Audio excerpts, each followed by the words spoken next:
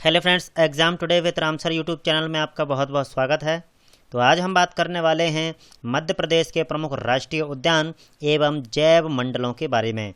अगर आपको हमारा यह वीडियो यूज़फुल लगता है तो इसे लाइक और शेयर जरूर करें, और जिन दोस्तों ने अभी तक हमारे चैनल को सब्सक्राइब नहीं किया है वो प्लीज़ सब्सक्राइब जरूर करें और साथ में बेल आइकन जरूर प्रेस कर दें। तो चलिए स्टार्ट करते हैं।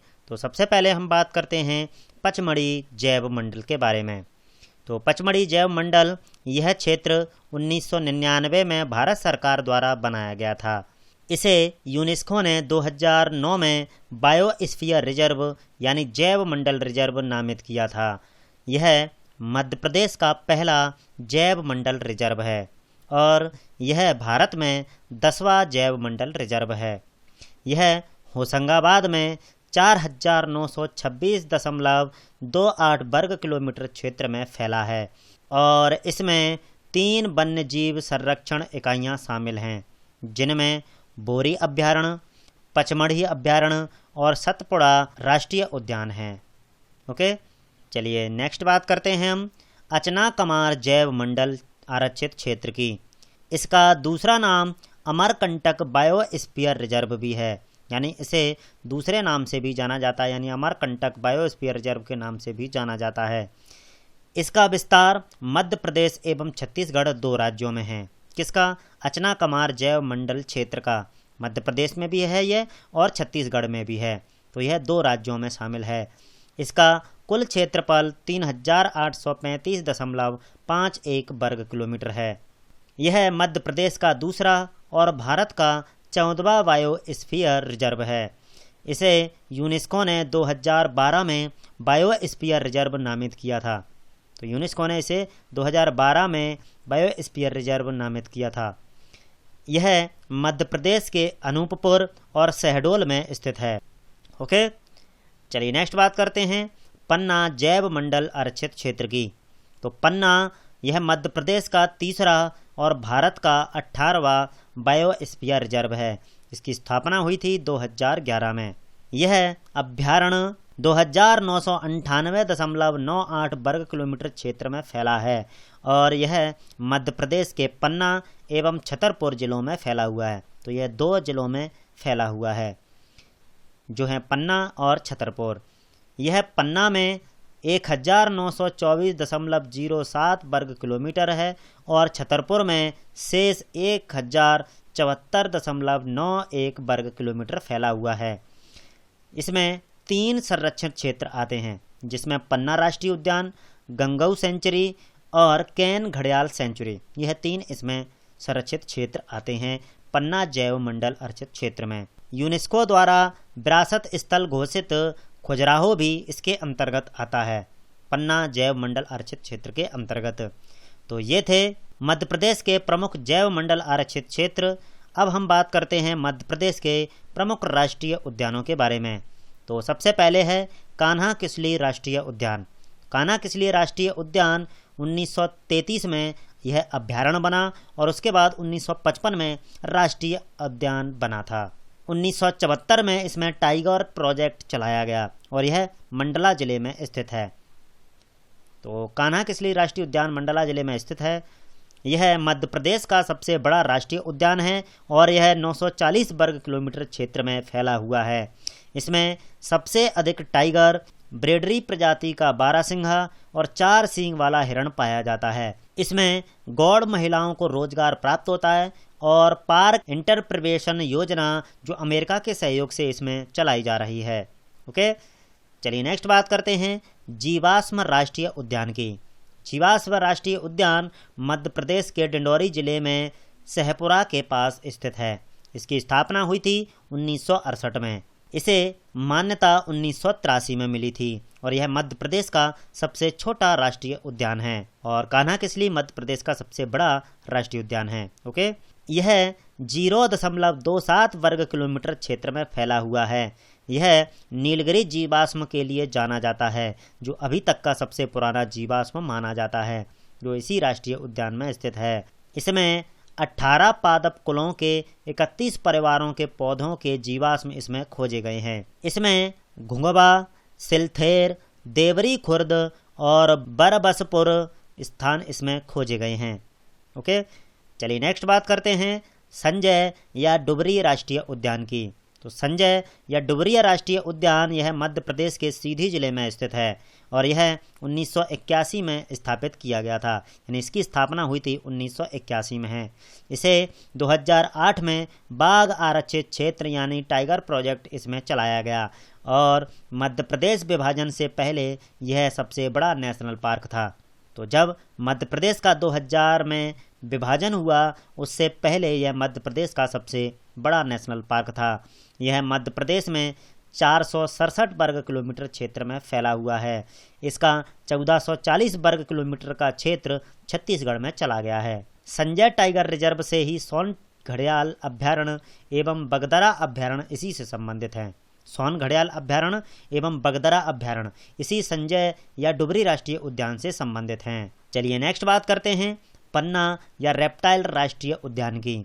तो पन्ना या रेप्टाइल राष्ट्रीय उद्यान यह मध्य प्रदेश के पन्ना और छतरपुर में स्थित है।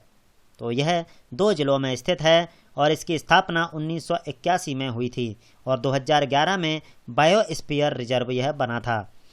इसे 1994 से 95 में बाघ आरक्षित क्षेत्र घोषित किया गया था, यानी टाइगर प्रोजेक्ट इसमें चलाया गया।